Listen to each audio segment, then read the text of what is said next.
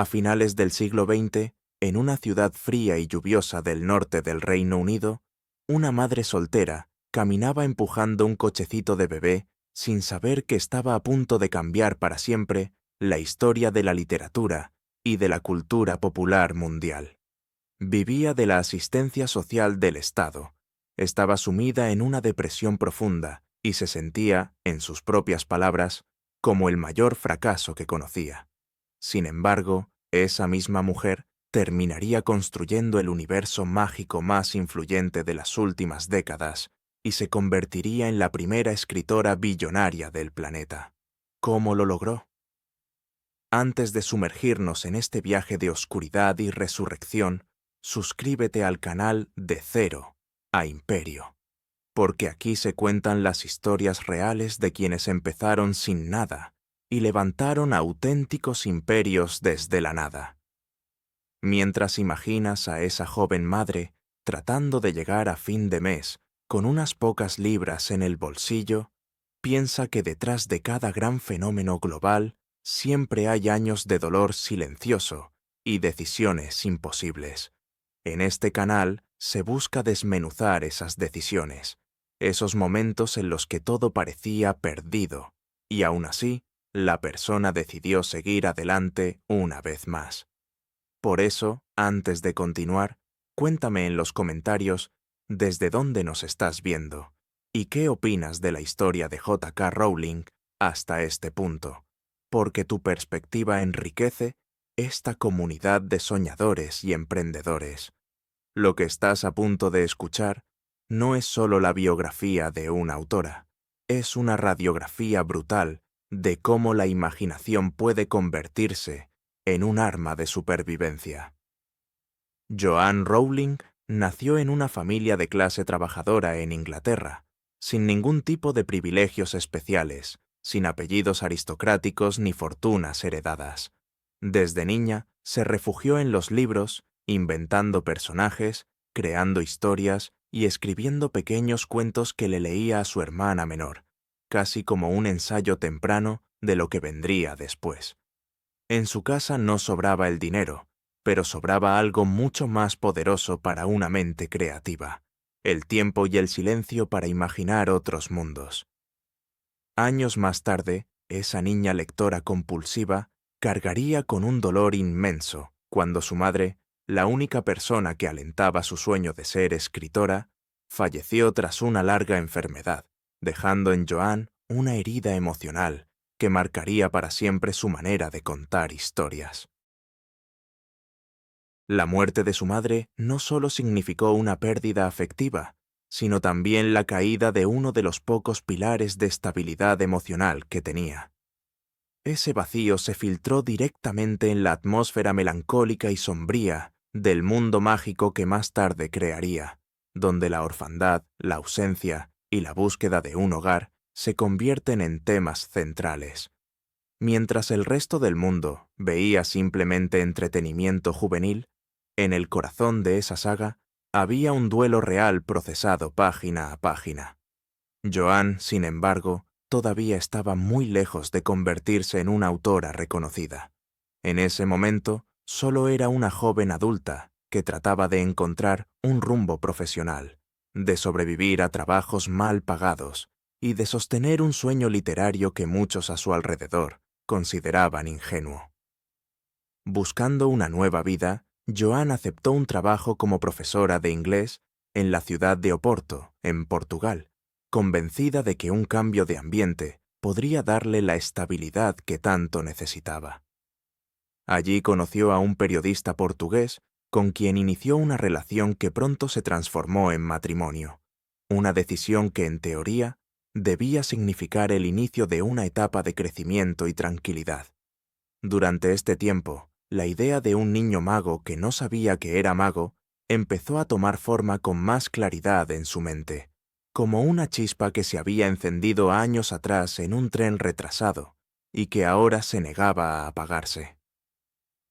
Parecía que la vida por fin le ofrecía una mezcla de estabilidad económica moderada y espacio creativo, pero la realidad terminaría siendo mucho más cruel.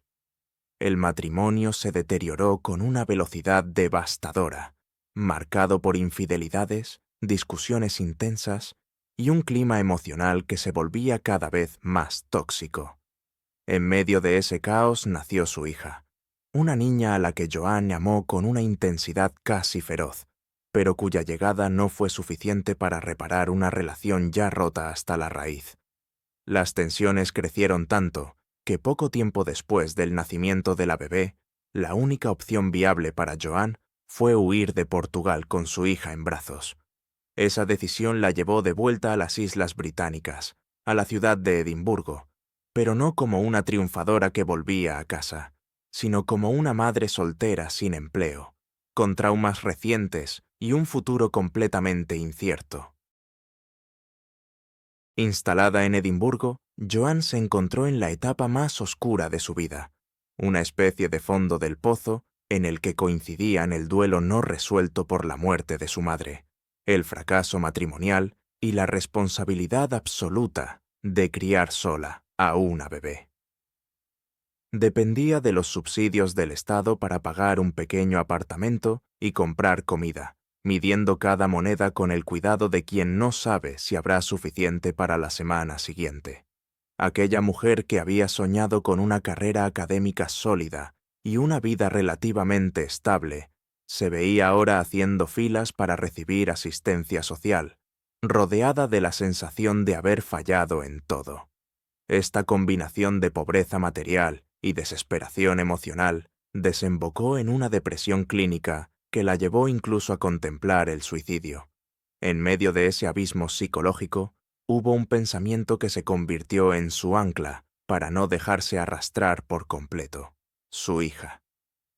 Cada vez que la oscuridad se volvía más densa, miraba a la pequeña durmiendo y se repetía que no podía rendirse, que aún tenía una responsabilidad y, de algún modo, una posibilidad. Fue en ese contexto límite donde la historia de un niño huérfano que descubre que pertenece a un mundo mágico empezó a transformarse de simple idea en proyecto de vida. No se trataba ya solo de un libro, sino de un salvavidas mental, una especie de refugio creativo en el que Joan podía dar sentido a su propio dolor, mientras imaginaba un universo donde los marginados podían volverse héroes. La rutina diaria de esta madre soltera en Edimburgo estaba marcada por la economía de la supervivencia. Por las mañanas debía encargarse de las tareas domésticas básicas, de la alimentación y el cuidado de su hija, mientras lidiaba con la culpa de no poder ofrecerle una vida más cómoda. Las tardes, en cambio, se convirtieron en un ritual casi sagrado. Salía a caminar con el cochecito por las calles frías de la ciudad, esperando que el movimiento y el aire fresco ayudasen a que la pequeña se durmiera. Ese momento, aparentemente insignificante, sería el catalizador de uno de los procesos de escritura más míticos de la literatura contemporánea. Cuando por fin la niña caía rendida por el sueño, Joan se dirigía a alguna cafetería cercana, se sentaba con una bebida caliente muy simple y abría su cuaderno para escribir. Tenía tan pocos recursos que en ocasiones, cuando se quedaba sin papel, continuaba la escena en servilletas, decidida a no perder el hilo de la historia que le bullía en la cabeza. Imagina la escena: una mujer agotada, con abrigo barato y mirada cansada, inclinada sobre una mesa pequeña, transformando cada minuto robado al cansancio en párrafos de un mundo mágico que nadie conocía. Mientras otros clientes charlaban distraídos, ella vivía una doble vida, mitad madre quebrada por la realidad, mitad arquitecta de un universo literario monumental. Lo más increíble es que, en ese punto de la historia, nadie en su entorno apostaba por ella. Nadie veía en esa madre soltera una futura titán del negocio editorial global. Las estadísticas estaban completamente en su contra. La depresión la acechaba, y la falta de dinero era una amenaza diaria, pero aún así seguía escribiendo. No había contratos, no había anticipos, no había promesas de éxito. solo la determinación obstinada de terminar la historia de un niño mago que, igual que ella, vivía en un mundo que lo subestimaba. Esa perseverancia silenciosa, cultivada entre tazas de café baratas y servilletas manchadas de tinta, sería el cimiento invisible del imperio que el mundo conocería después. Este primer capítulo del viaje de J.K. Rowling no es la historia de una estrella naciendo en un escenario iluminado. Es la historia de una mujer caminando sola bajo la lluvia, empujando un cochecito, preguntándose si algún día su vida tendrá sentido más allá de pagar facturas atrasadas. Desde esta posición de desventaja absoluta, desde este punto de partida que muchos habrían considerado el final, ella empezó a escribir la obra que le daría la vuelta completa a su destino.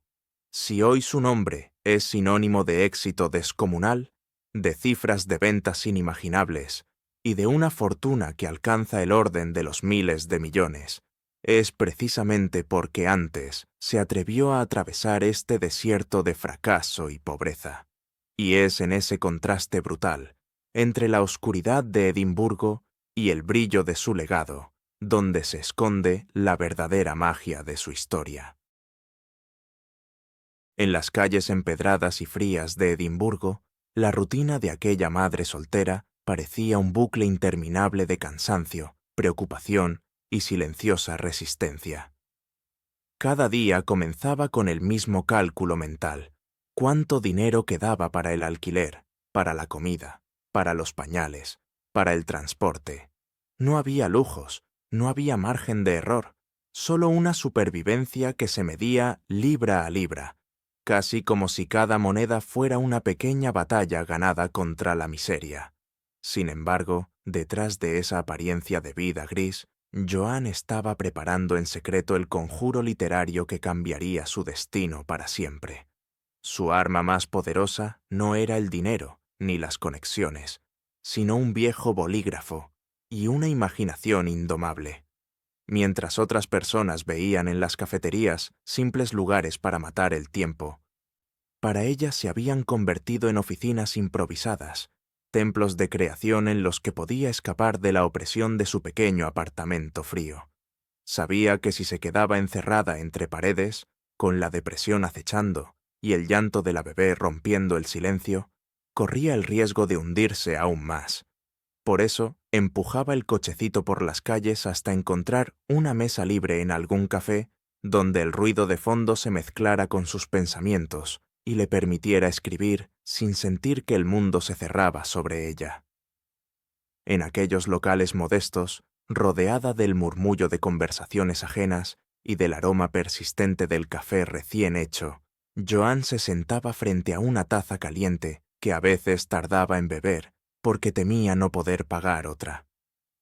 Abría su cuaderno, respiraba hondo y se sumergía de lleno en el universo que estaba construyendo. Un universo donde un niño huérfano vivía bajo la escalera sin saber que el mundo lo esperaba para convertirlo en leyenda. Cada frase escrita era una pequeña derrota contra la desesperación. Cada diálogo entre personajes era un respiro frente a la realidad asfixiante de la pobreza.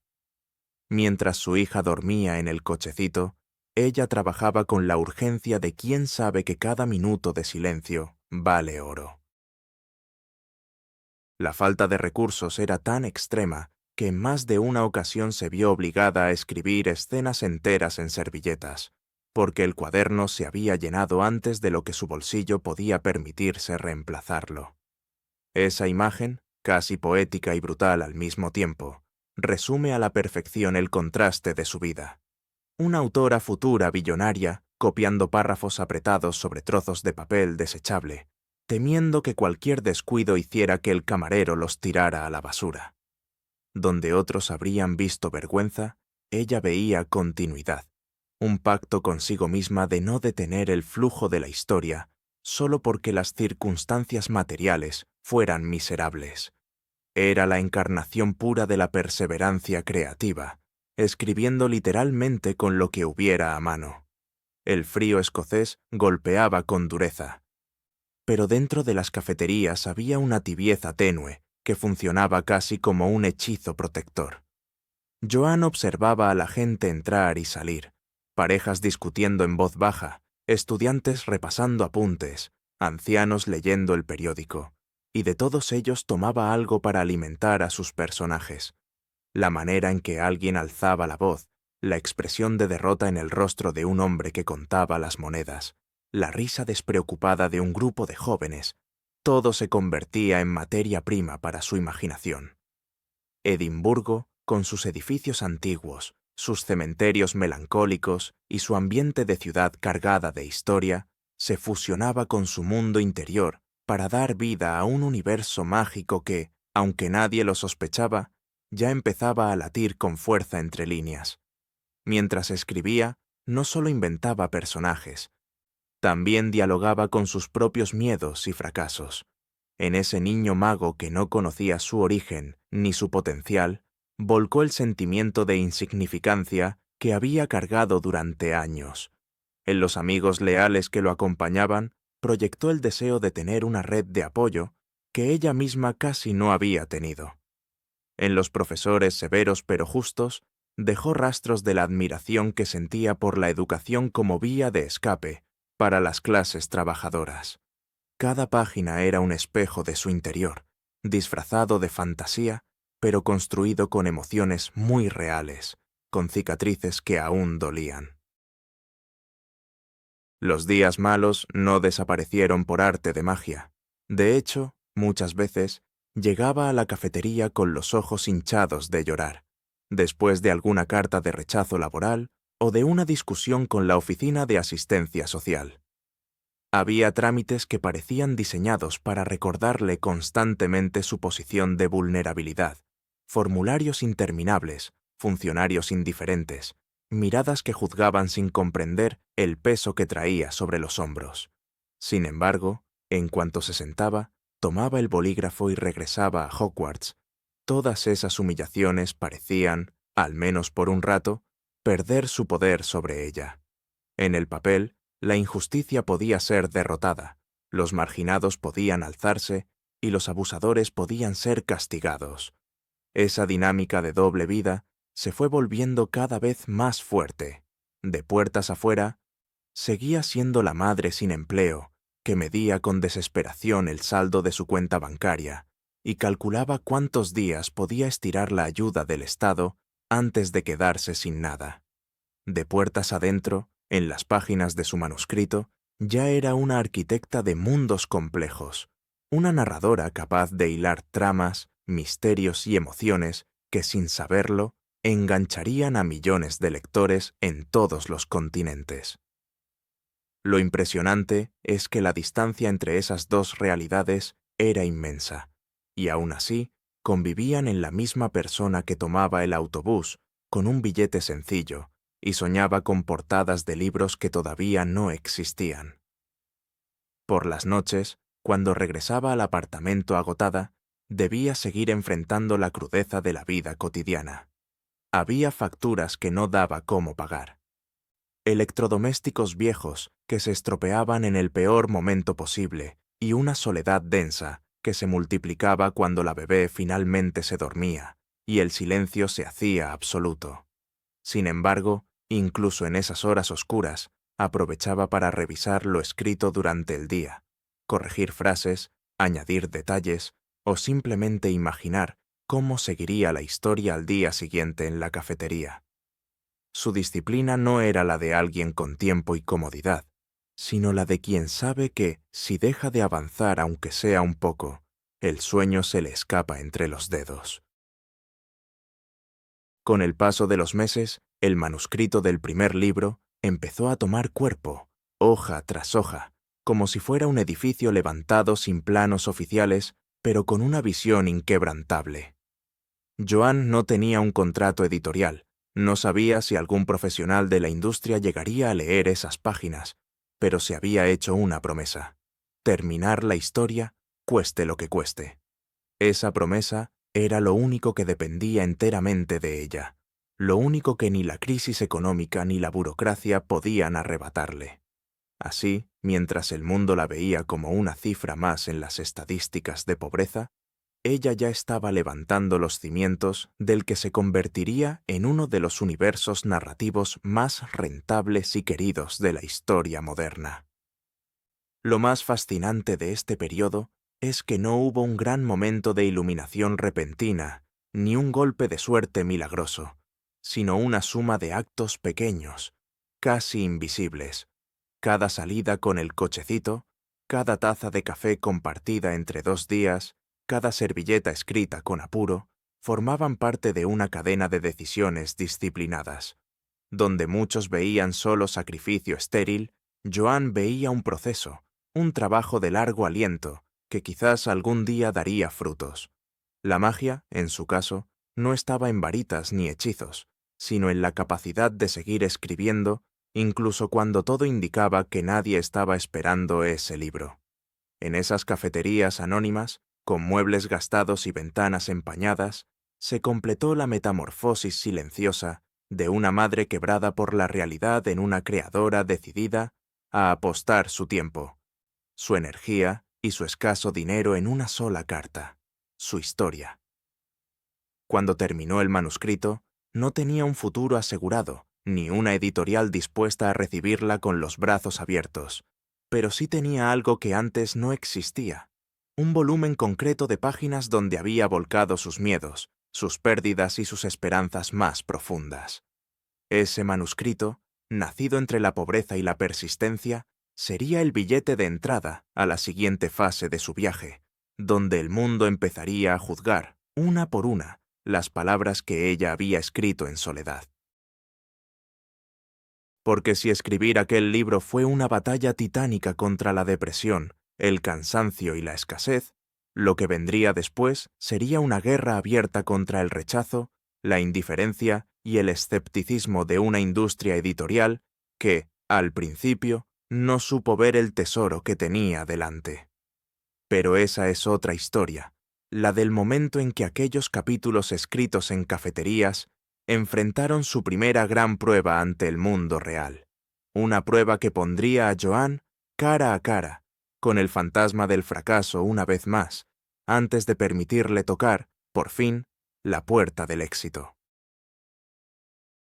Cuando por fin tuvo el manuscrito terminado, después de incontables tardes en cafeterías y noches de correcciones silenciosas, Joan se enfrentó a una nueva etapa de su viaje, sacar esa historia del cajón y lanzarla al juicio despiadado del mundo editorial. Hasta ese momento, el libro había sido su refugio, su terapia, su proyecto íntimo, algo que solo le pertenecía a ella y a unos pocos allegados. Pero para que ese universo mágico pudiera existir de verdad, tenía que dar el paso más aterrador para cualquier escritor, dejar que otros lo leyeran y lo evaluaran con mirada fría. Con una mezcla de esperanza y miedo, empezó a preparar copias del manuscrito para enviarlas a diferentes editoriales, sin imaginar el muro de rechazo que estaba a punto de encontrar. Las primeras cartas fueron enviadas casi con inocencia, como quien llama a una puerta esperando que tarde o temprano alguien responda con una sonrisa. Joan eligió varias casas editoriales, grandes y pequeñas, convencida de que, aunque no fuera sencillo, alguno de esos sellos vería el potencial de la historia de un niño mago, marginado por su familia y destinado a cosas extraordinarias. Cada paquete enviado significaba dinero que no sobraba, invertido en impresión y franqueo, pero también era una inversión emocional gigantesca. El manuscrito ya no era solo un conjunto de hojas, era una apuesta por un futuro diferente para ella y para su hija. La respuesta no tardó en llegar, pero no en la forma que ella esperaba. La primera editorial le devolvió el manuscrito con una carta cortés pero devastadora, en la que explicaban que no consideraban viable su publicación. El lenguaje era diplomático, casi aséptico, pero el mensaje era claro. No estaban interesados. Joan trató de consolarse diciéndose que era normal, que muchos autores eran rechazados al principio, que solo necesitaba encontrar a la persona adecuada que entendiera su visión. Sin embargo, lo que ella no sabía es que ese sería apenas el primer golpe de una larga serie de negativas. Una tras otra, las editoriales fueron cerrando la puerta. En algunos casos, la respuesta era un silencio absoluto, una ausencia de contestación que podía prolongarse durante meses, más cruel incluso que una negativa explícita. En otros, llegaban cartas en las que se mencionaba que el libro era demasiado largo para un público infantil, o que el mercado para ese tipo de historias era limitado. Había quien veía la mezcla de magia y cotidianidad como algo difícil de vender, o simplemente no veía nada especial en ese manuscrito que a ella le había costado años de vida. Cada rechazo era una puñalada directa a su autoestima, ya dañada por la depresión y la precariedad económica. Con el paso del tiempo, aquel proceso se fue convirtiendo en una auténtica prueba de resistencia emocional. No se trataba solo de que 12 editoriales diferentes decidieran que su historia no merecía un lugar en sus catálogos. Se trataba de todo lo que eso implicaba para alguien que ya se sentía al borde del fracaso en otras áreas de su vida. Joan no era una joven despreocupada que podía permitirse coleccionar rechazos como anécdotas divertidas. Era una madre sola, viviendo de ayudas estatales, preguntándose cada día si estaba siendo irresponsable por dedicar tanto esfuerzo a algo que no parecía tener futuro. La sombra de la renuncia empezó a acecharla con más fuerza. Hubo momentos en que, al abrir un nuevo sobre con el logo de una editorial, casi podía anticipar la decepción antes de leer la primera línea. Sabía que al final encontraría las mismas frases cuidadosamente formuladas, expresando respeto por su trabajo, pero concluyendo que no era adecuado para su línea de publicación. A veces se quedaba con la carta en las manos durante varios minutos, inmóvil, sintiendo cómo esa hoja de papel se convertía en el peso de todas las voces internas que le habían dicho que ser escritora era un sueño imposible. Otras veces, rompía el sobre con rabia contenida, dejándolo sobre la mesa como un recordatorio de que la batalla seguía abierta. Sin embargo, incluso en esos días oscuros, había algo que se negaba a morir dentro de ella. Recordaba las horas interminables escribiendo en cafeterías con la bebé dormida, las servilletas llenas de notas, las correcciones hechas de madrugada, y se repetía que todo eso no podía ser en vano. Se decía que ese mundo que había imaginado era demasiado real, demasiado importante para ella, como para aceptar que su destino era quedarse sepultado en un cajón. Cada vez que la tentación de rendirse se hacía demasiado fuerte, volvía al manuscrito, leía algún capítulo y recuperaba, aunque fuera un poco, la fe en la historia que había creado. En ese contexto de agotamiento y perseverancia, el número de rechazos fue creciendo hasta alcanzar una cifra que para muchos habría sido definitiva. 12 editoriales habían dicho que no. 12 profesionales habían considerado que la historia de Harry no valía el riesgo comercial. En cualquier manual de lógica, eso sería una señal contundente de que el proyecto no funcionaba. Pero el éxito extraordinario rara vez obedece a la lógica promedio, y el camino de quienes cambian las reglas del juego casi siempre está pavimentado con negativas que, vistas en retrospectiva, parecen absurdas. Joan estaba, sin saberlo, a un solo paso de que su vida entera diera un giro de 180 grados.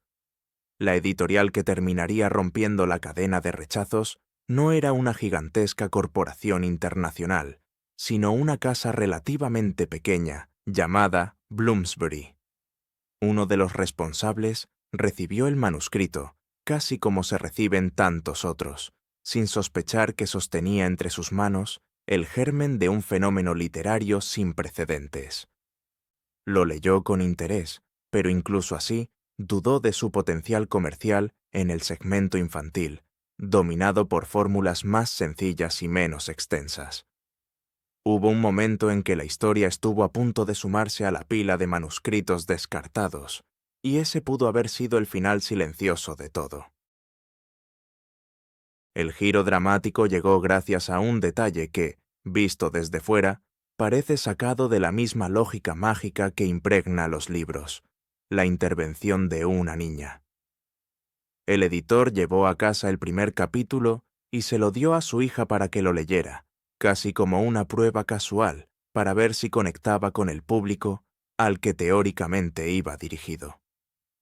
La niña devoró aquellas páginas con entusiasmo, y al terminar no solo pidió más, sino que insistió en que necesitaba saber qué pasaba a continuación.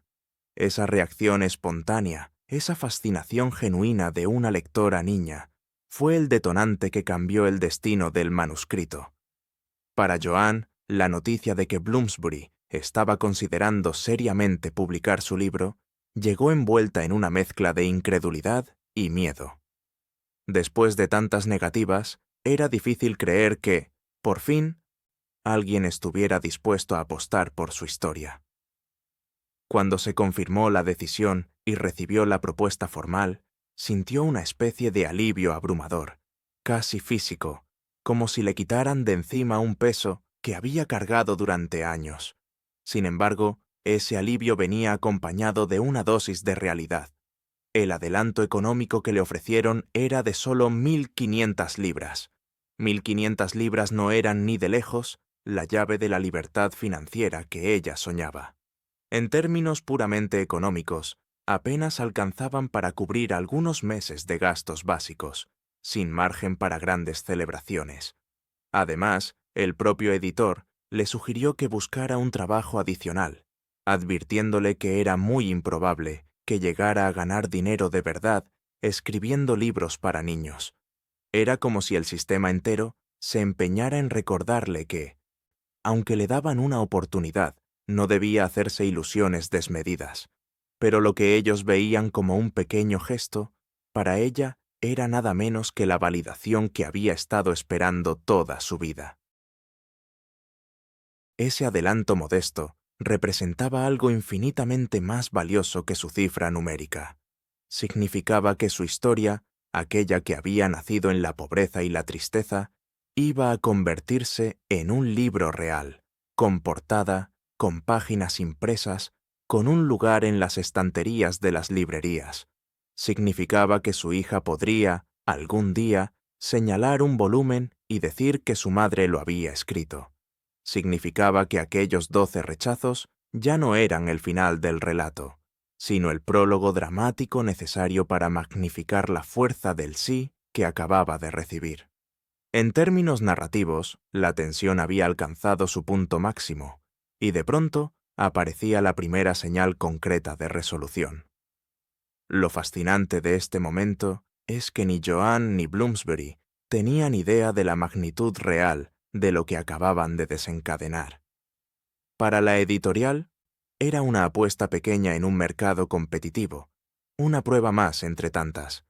Para ella, era el primer peldaño de una escalera cuyo final aún no podía ver, pero que intuía que la llevaría lejos de la oscuridad en la que había vivido tantos años.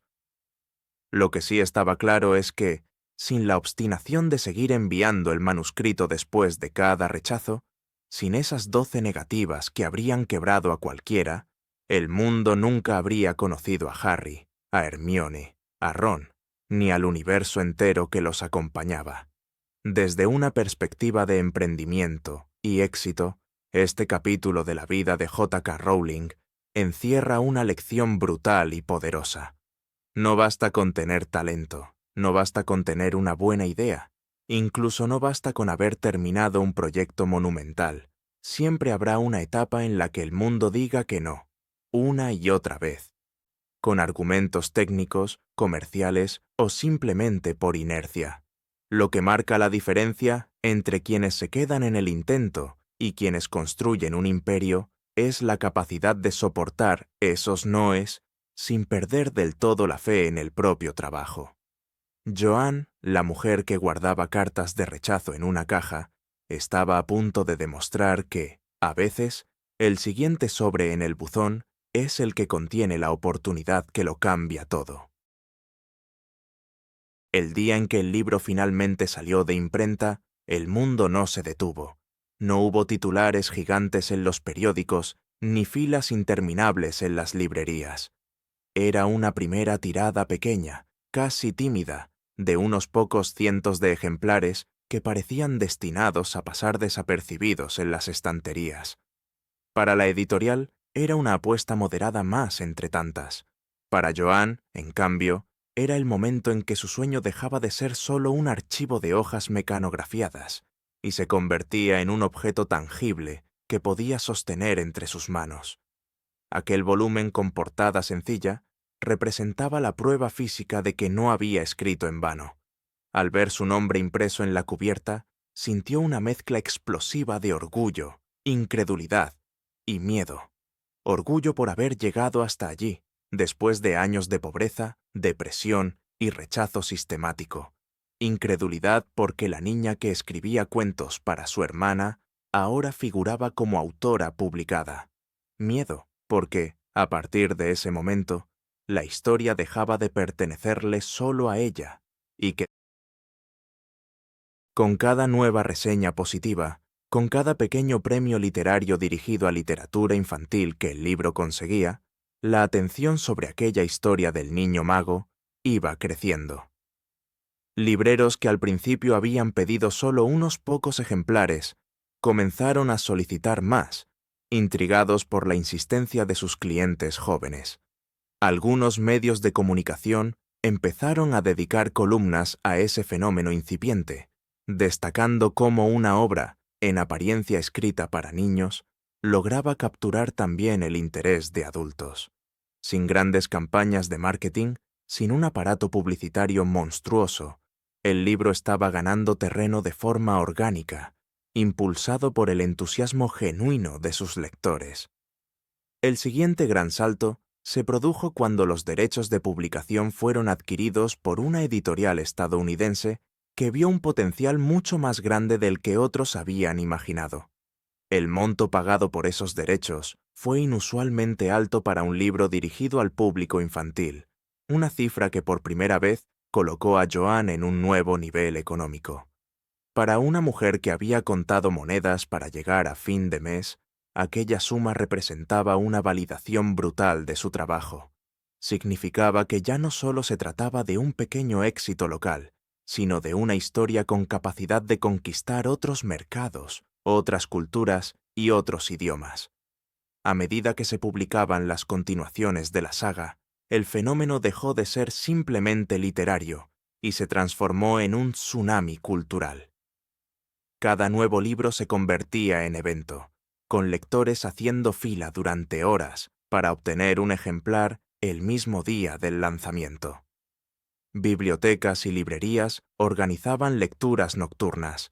Escuelas enteras se sumaban a la fiebre por las aventuras del niño mago, y los medios empezaban a hablar de una auténtica revolución en la lectura juvenil. Lo que había comenzado como un proyecto escrito en cafeterías por una madre soltera en situación de pobreza, ahora era una franquicia que hacía temblar las estadísticas de ventas.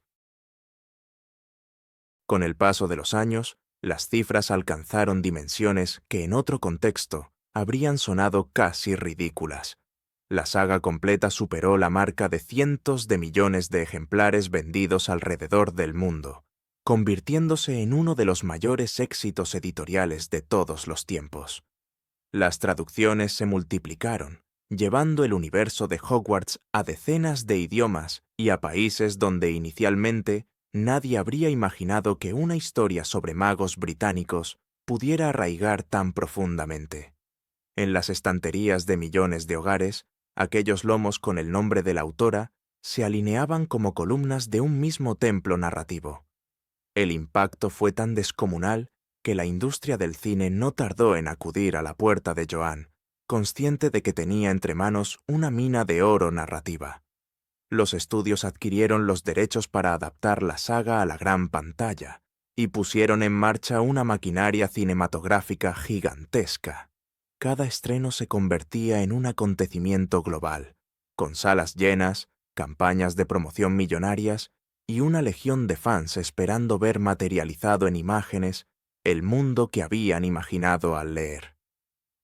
Las películas recaudaron miles de millones de dólares en taquilla, consolidando a Harry Potter como una de las franquicias más rentables de la historia del entretenimiento. Pero el imperio no se detuvo en los libros y las películas. Alrededor del universo mágico florecieron productos de todo tipo: juguetes, ropa, videojuegos, coleccionables, ediciones ilustradas, audiolibros, obras de teatro, experiencias interactivas. Los parques temáticos dedicados al mundo de Hogwarts se convirtieron en destinos de peregrinación para fans de todas las edades, que viajaban desde diferentes países solo para pasear por calles que imitaban Diagon Alley, o para subir a una versión física del tren que llevaba a los estudiantes al colegio de magia. Lo que había nacido como un refugio personal para una mujer en crisis se había convertido en un ecosistema económico que movía fortunas anuales. En el centro de ese huracán comercial se encontraba Joanne, la misma mujer que años atrás había escrito en servilletas porque no podía pagar un nuevo cuaderno. Su fortuna personal creció hasta alcanzar una cifra estimada en miles de millones de dólares, colocándola en las listas de las personas más ricas del mundo y convirtiéndola en la primera escritora en alcanzar ese nivel de riqueza solo a través de su pluma. Ese dato, por sí solo, rompe cualquier paradigma tradicional sobre el potencial económico de la literatura. Demuestra que una buena historia, cuando conecta de manera masiva y profunda con varias generaciones, puede dar lugar a un imperio comparable a los grandes conglomerados empresariales. Sin embargo, reducir el fenómeno a números sería quedarse en la superficie. Más allá de las ventas y la recaudación, el universo de Harry Potter marcó a toda una generación de lectores que crecieron con esos personajes, que aprendieron vocabulario, valores y hasta sentido de pertenencia gracias a esas páginas. Para millones de personas, Hogwarts se convirtió en un segundo hogar imaginario, un lugar al que podían regresar cada vez que la vida real se volvía demasiado dura. Maestros, padres y psicólogos han señalado cómo la saga impulsó el hábito de la lectura en niños que antes no se interesaban por los libros, generando un efecto educativo incalculable. Joanne, plenamente consciente de su propio pasado de necesidad, decidió no limitarse a disfrutar de la riqueza acumulada. Empezó a desarrollar una intensa actividad filantrópica, donando cantidades significativas de dinero a causas relacionadas con la lucha contra la pobreza, la esclerosis múltiple y el apoyo a familias monoparentales. Es como si nunca hubiera olvidado las horas de espera en las oficinas de asistencia social ni las noches de angustia, preguntándose si podría alimentar a su hija. Parte de su legado no se mide solo en copias vendidas o en entradas de cine, sino en los proyectos sociales que ha financiado para aliviar el mismo tipo de sufrimiento que ella conoció en carne propia. Desde la perspectiva del éxito y el emprendimiento, el imperio mágico de J.K. Rowling desmonta la idea de que los grandes negocios nacen exclusivamente en despachos corporativos o en salas de juntas. Su historia prueba que un universo narrativo bien construido puede transformarse en una plataforma económica gigantesca, capaz de sostener industrias enteras a su alrededor. Demuestra también que las decisiones creativas, cuando se mantienen fieles a una visión potente, pueden terminar generando valor financiero a niveles que los propios creadores jamás imaginaron. Lo que empezó como una historia contada para sobrevivir emocionalmente se convirtió, con el tiempo, en uno de los mayores fenómenos culturales y económicos de la era moderna. Y todo ese edificio de cifras colosales, de taquillas reventadas, de libros agotados y parques temáticos abarrotados, descansa sobre algo tan frágil y tan poderoso como la fe de una madre soltera que se negó a renunciar a su manuscrito. Desde las cafeterías frías de Edimburgo hasta las alfombras rojas de los estrenos mundiales, el viaje de este volumen demuestra que, a veces, la verdadera alquimia no está en transformar el plomo en oro, sino en transformar el dolor en historia, la pobreza en imaginación y la duda en un universo capaz de conquistar al mundo entero. Con el paso de los años, el nombre de J.K. Rowling dejó de ser solo el de una autora de éxito para convertirse en un símbolo global de transformación radical. La mujer que un día hizo fila para cobrar asistencia social terminó siendo presentada como una de las escritoras más ricas y poderosas del planeta. Su fortuna personal llegó a estimarse en el rango de los miles de millones de dólares, una cifra que habría parecido un chiste cruel en aquellos días de cafeterías frías y servilletas llenas de tinta. Esa metamorfosis de la pobreza extrema a la riqueza descomunal es la esencia misma de la narrativa de Cero a Imperio, pero su legado va mucho más allá del dinero o de las listas de millonarios. Lo verdaderamente impactante es cómo una sola historia, nacida del dolor y la soledad, consiguió hablarle al corazón de varias generaciones en continentes distintos. Harry Potter no fue solo entretenimiento, se convirtió en un lenguaje compartido entre personas de culturas, edades y contextos muy diferentes. Frases, símbolos y escenas de la saga se integraron en la vida cotidiana, en memes, en conversaciones, en tatuajes, en disfraces escolares, en celebraciones familiares. Una de las claves de este fenómeno fue la construcción de un universo narrativo detallado, coherente y emocionalmente cargado. Rowling no se limitó a inventar una escuela de magia. Diseñó un mundo completo con reglas internas, historia propia, política, deportes, mitología y hasta economía. Cada hechizo, cada criatura y cada rincón de ese universo daba la sensación de tener una historia detrás, incluso cuando no aparecía del todo en los libros. Esa profundidad hizo que millones de lectores sintieran que no solo leían una saga, sino que emigraban temporalmente a otra realidad. Desde la perspectiva de la creación de mundos, lo que ella hizo fue levantar una auténtica infraestructura narrativa. Creó mapas invisibles, genealogías, cronologías y sistemas de magia que mantenían una lógica interna férrea, incluso en situaciones fantásticas.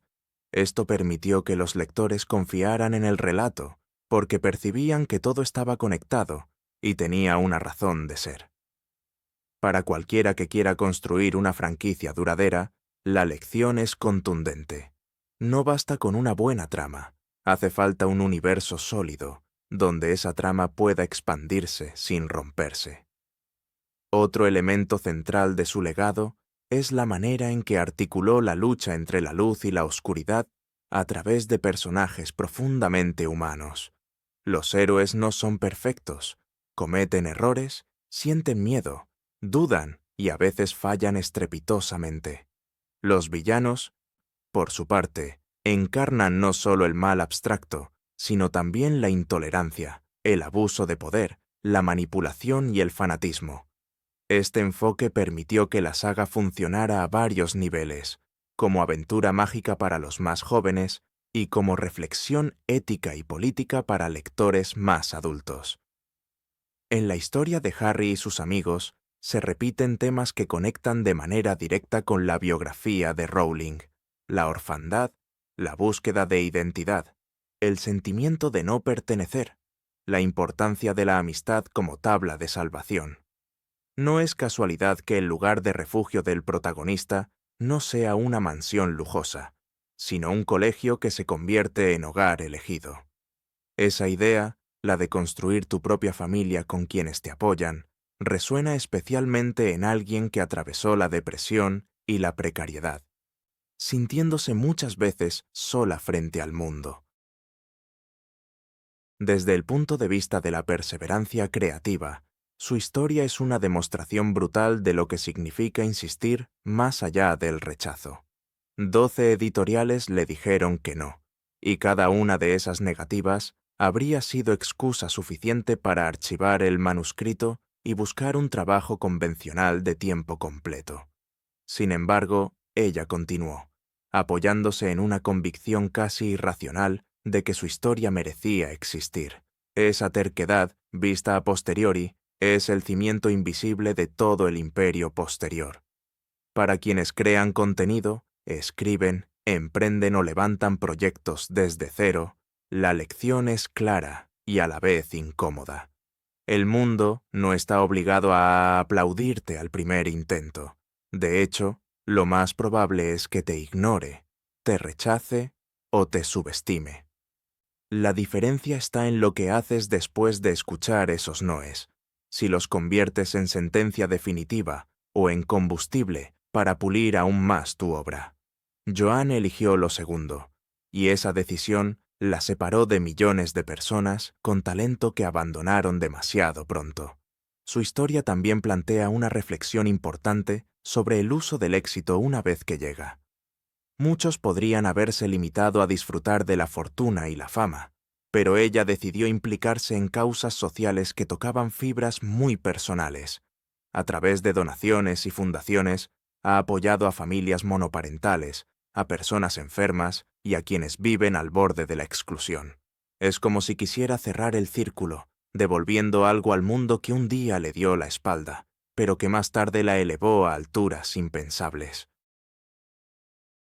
Sin embargo, ningún legado está exento de matices, críticas o controversias, y el de Rowling no es la excepción. A lo largo de los años, ciertas posturas públicas y debates en los que se ha visto envuelta han generado divisiones entre sus fans y la opinión pública. Esto recuerda una verdad incómoda.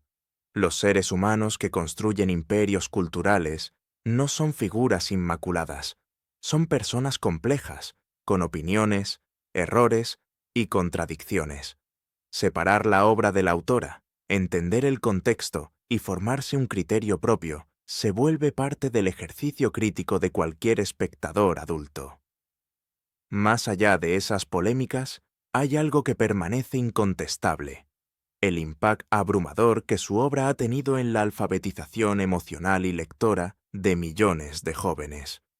Niños que jamás habían terminado un libro se devoraron volúmenes cada vez más extensos, esperando el siguiente lanzamiento con ansiedad casi ritual.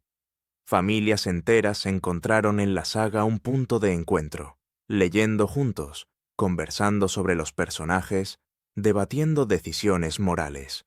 Ese tipo de influencia no se compra con inversión publicitaria, se gana a pulso con historias que tocan fibras profundas. Y entonces surge la pregunta que atraviesa todo este relato. ¿Qué es, en el fondo, la magia de J.K. Rowling?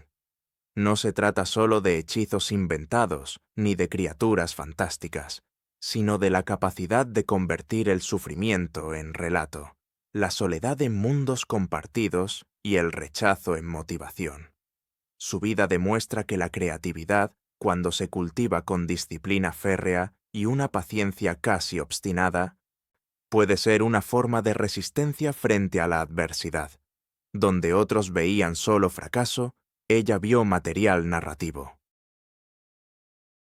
Si se observa su viaje completo, desde la madre soltera quebrada emocionalmente en Edimburgo hasta la arquitecta de un imperio narrativo valorado en miles de millones, el mensaje es tan simple como demoledor. No se trata de tener garantizado el éxito, porque nadie puede prometer eso, sino de decidir qué haces con la historia que llevas dentro, cuando todo a tu alrededor grita que es inútil seguir intentándolo. Si ella hubiera renunciado después del 5.º rechazo, del 8.º o del 10.º, el mundo habría perdido no solo una saga, sino todo un universo simbólico que hoy une a generaciones enteras. Y aquí es donde esta historia se conecta directamente contigo, que estás escuchando estas palabras. Tal vez no estés escribiendo el próximo gran fenómeno editorial, pero sin duda tienes un proyecto, una idea, un sueño que en este momento parece demasiado grande para tu realidad actual. La vida de J.K. Rowling no garantiza que todos alcanzarán fortunas de $1.000 millones, pero sí demuestra que la perseverancia creativa puede llevarte mucho más lejos de lo que dictan las estadísticas. Tu tarea es decidir si escuchas a las 12 voces que te cierran la puerta o si sigues buscando la número 13 que cambie tu destino. Si este viaje de madre soltera, endeudada, a creadora de un universo billonario, te ha inspirado, entonces ya sabes que en este canal, de cero a imperio, se cuentan historias diseñadas para recordarte que lo imposible muchas veces solo es lo que nadie se atrevió a intentar lo suficiente. Si todavía no lo has hecho, suscríbete y acompaña a esta comunidad que estudia a fondo los caminos de quienes transformaron la adversidad en grandeza, porque la próxima historia que contemos podría darte justo la chispa que necesitas para escribir tu propio capítulo de éxito. Y nunca olvides esto. Mientras tengas la valentía de seguir creando, de seguir construyendo tu propio mundo, incluso en servilletas, tu historia aún no ha dicho su última palabra.